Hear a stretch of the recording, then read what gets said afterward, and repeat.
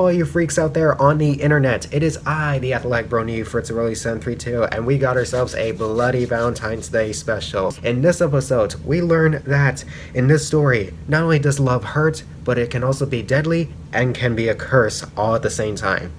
And no, I'm not talking about the Tale of the Lost Narrator. In fact, I'm talking about one of my top 5 favorite MLP Grimdark fanfics of all time and my favorite romance Grimdark fanfic of all time, and that is A Puppeteer Fame. And the reason why I truly like this fic is because 1, I love the writing style and the writing in general. 2, I love the characters, most primarily the protagonist. And 3, it even includes best ship, Octoscratch.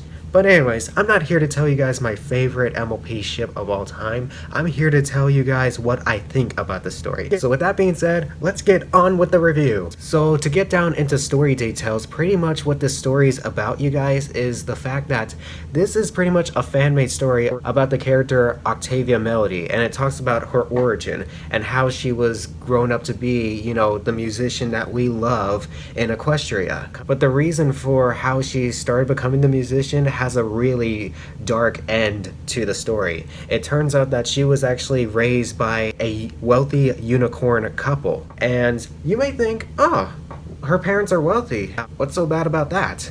Here's the deal about that, you guys, is the fact that this story takes place in an era of Equestria where the unicorns are pretty much the top species and are the higher class of Equestria. And the ponies that are pretty much the lower class and the ones that are treated as dirt and peasants are the earth ponies.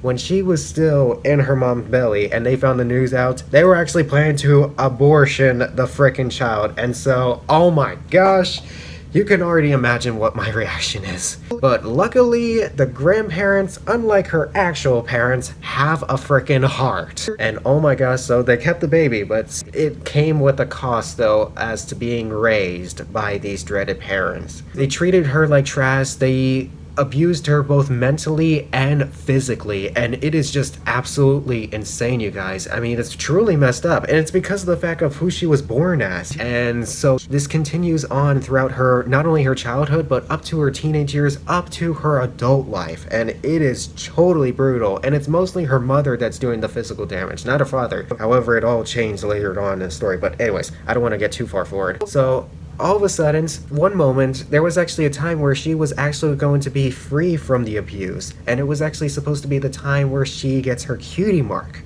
However, after trampling on a pile of stairs, she awakens to find that her cutie mark is on her plait. And it actually was a cutie mark that their parents were trying to go for. It was a cutie mark based off of music and based off of an instrument that she was well known to playing, which was the cello. But then all of a sudden, by the time that Octavia was about to go down to her parents and tell her that, I finally did it, I did it. But sadly, she still did not get the approval from her parents, and she was far from, you know, being free from the abuse. So the abuse just kept going on and on, even at the part where in the story she was about to perform in the Counterlad Orchestra Harmonic or whatever at a very young age, the youngest age ever, 18 years old. Her parents still treated her like dirt. And again, mostly her mother. She started choking her on her own bow tie, and oh my gosh, it was just insane. And then just as she was about to go in there, all of a sudden the dark magic curse starts to begin, and she starts turning into an actual puppet. Like, the hook starts clamping onto her limbs and her arms and her legs, and the puppeteer is like letting her play the music for her and stuff, or I don't know how to explain it. But let me just tell you, it was not Octavia. It's actually a mysterious dark magic puppeteer and stuff. And in case you guys are wondering, do we get an answer as to how this happened? Sorry to say this, but nope, we don't. There's no explanation. And same thing with the cutie mark. Nope, we will never know how she got the cutie mark or how she got cursed with this dark magic. Like, at first I thought it was her parents, but sadly it was just not meant to be. But anyways, going forward, along the way, as she was progressing into her music career, she starts meeting a couple ponies. She starts meeting one of the other band members, which was Lyra Heartstrings. And in case you're wondering, yes, there was a human reference, and it was funny. And sadly, that was the only piece of comedy we got from the story. But hey, at least it was a good one. But anyways, so going forward, so as she meets Lyra, she also meets Lyra's friend Bonbon, and they were all joining in a club, and then that's when we start to meet Vinyl Scratch in the story, and it was all turning out so well. Hell, I mean, afterwards, Vinyl Scratch even saved Octavia from a brutal attack from a group of stallions, and, you know, she saves her life, and she starts treating her very well and all that. She even let her sleep at her own place when she was, like, a little bit, you know, all that. And so they start to become friends, and she starts meeting her in the club over and over again, shot after shot and all that. But as this goes on, all of a sudden she's even getting even more physical abuse from her mother. Like, the abuse starts to get worse and worse for her. But you know what? She still puts on a bright face, and she's still with her friends, and as long as that's happening, it's good. But still, it's just torture. And then all of a sudden, one day, there was actually a time where Octavia starts to come clean to Vinyl Scratch. And here's actually the thing. Vinyl actually first asks about her, like, "Do your parents beat you?" And at first she just laughs and stuff, but then all of a sudden she just had to come clean, and she came clean and it's a sobbing mess. Like, "It was my mother. It was my mother." And then Vinyl's just being a very caring friend for her, and just, you know, there by her side and stuff, and just being the greatest mare friend that you could ever afford. And oh my gosh, that is what true love is. And so all of a sudden, there was even a time where Octavia and Vinyl even had a moment, if you will. And when I say a moment, I mean they really got it on. So yeah, but anyway, after they got it on with each other, all of a sudden there was a huge bang at the door, and sure enough, who was it but none other than the frickin' Royal Guards. And their job was to reclaim Octavia to her parents, and sure enough they did. And even as Octavia explained to the guards, "No, don't take me back to my parents beat me," the Royal Guards were like, "She's not taking her medication." And then she's like, "I don't take medication," and just still the guards just don't believe her, and they take her back to her house. But as this going on, Vinyl's like, "It's okay, Octi, I'll find a way, away." But too late. All of a sudden, the parents got her, and they start abusing her all over again. And then all of a sudden, this is the part of the story where the puppeteer is starting to show signs of light. Even though it's a dark magic curse, he's starting to show signs of life for Octavia. And in this next part, he tries to defend Octavia, but only for a little bit. And so her parents just continue abusing her. And then this is the part where her father gets into the mix, and then all of a sudden he hits her in the face. And it was the first time ever that he struck his daughter, and it was so messed up. And then all of a sudden, they made a new punishment that you are supposed to just do rehearsal and then go back home. Do rehearsal and then go back home. But then all of a sudden there was a time where the butler let Octavia live with, you know, her mare friend Vinyl Scratch, and then so she hung out with Vinyl, and then the next moment when she came back to the house, all hell was about to break loose, and then all of a sudden she was about to get the most brutal abuse ever by her parents, and this time her father was going to be into the mix. The worst part was there was not going to be any witnesses, and the reason for that was because her parents gave all the employees the weekend off, so that way there wouldn't be any witnesses, and it is truly messed up. But all of a sudden, Octavia's puppeteer was about to become her guardian angel, because that's when she has gone into full psychopathic puppet mode. And then when the parents realized this, they put up their magic to protect themselves, but it didn't matter. The puppet hooks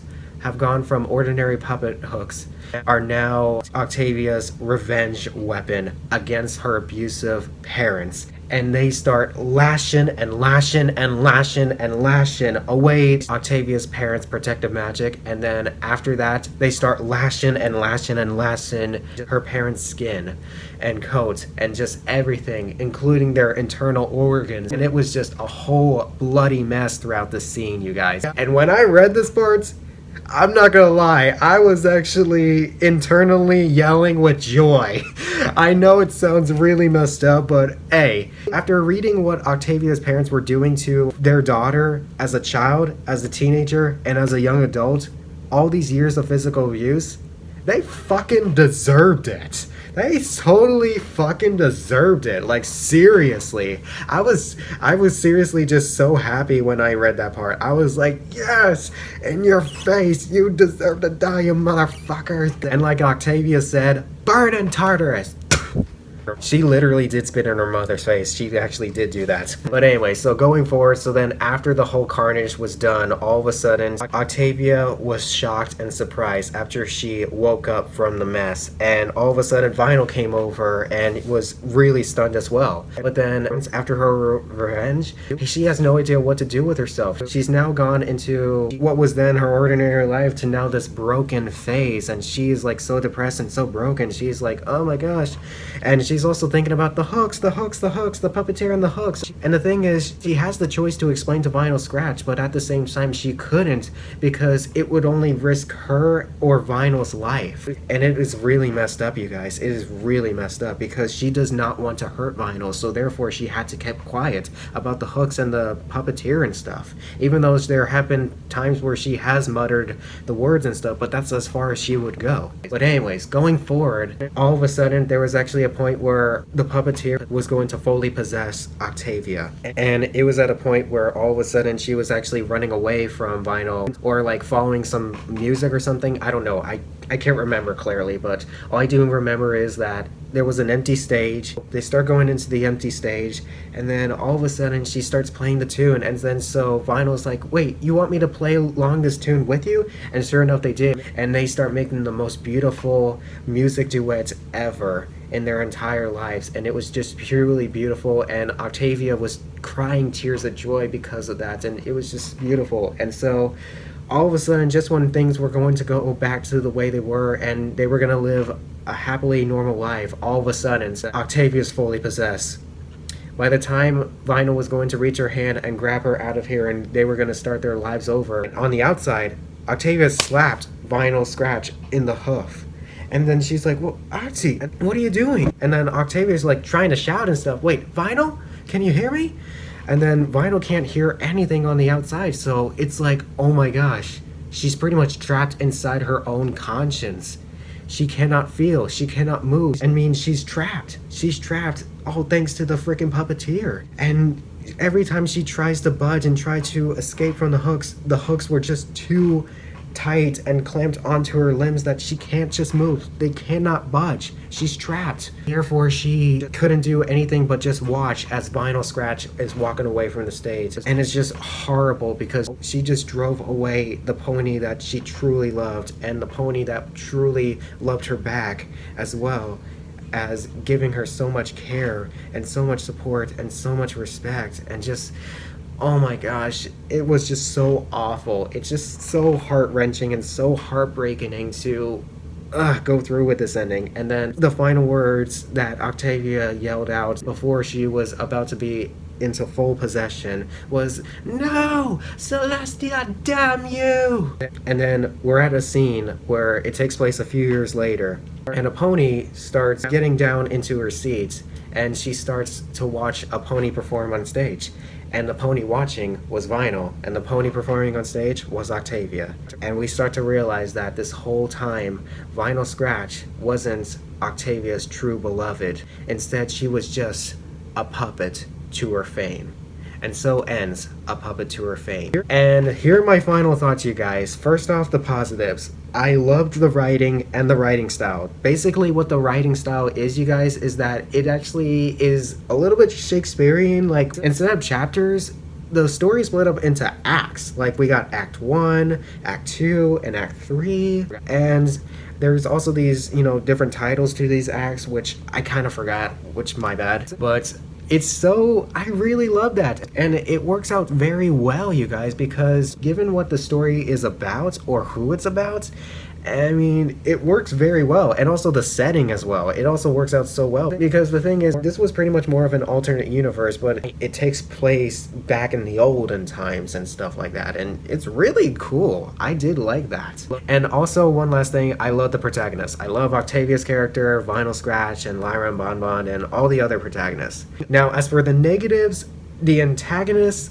I hate. Yeah, the other characters, such as the antagonist, I hate, especially the puppeteer. Oh my gosh. Another thing that I also dislike about the story is also the ending. I hate the ending. I'm saying this as a story in general, not as a Grimdark, but as a story in general. I would have loved it so much because this pony has been through so much hell that the last thing that she wants to do is just lose the thing that she just already had, and that was love.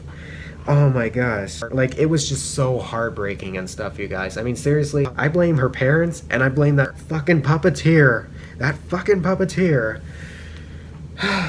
That fucking puppeteer. Like, seriously. Overall, if I were to give a rating out of this fic, I would give it a 3.5 out of 5. It was still a really good fic to read and to listen to on By Scribbler's channel, and I encourage you guys to check it out. But anyways, hope you guys enjoyed this Valentine's Day special of my review on A Puppet to Her Fame. Be sure to read the story and check out By Scribbler's reading in the description below. And be sure to subscribe to my channel, check out the rest of my series as well as my movie review series and my latest video. And give this video a thumbs up, you guys, if you will, and click on the bell and all as well. And be sure to follow me on Instagram at FritzRolle732. Now, in this review on Valentine's Day, I told you guys how love can be both deadly and a curse. Well, in the next holiday special, which will be St. Patrick's Day, oh my goodness. You know how good old St. Patrick likes his pot of gold, and his lucky horseshoe, and his four-leaf closers, and all the luck around the world. But the thing that he likes as well as his good old pot of gold is the thing that he travels on, which is the rainbows. Let me tell you, if you were living in Equestria, oh boy, the tale of how rainbows were made is a really dark tale to tell. And that is right, you guys. For the first time ever in history in this channel, I'm about to tell you guys my experience after visiting the Rainbow Factory. That's a wrap, everyone. See ya. Pointless to analyze what we cannot energize. Hatred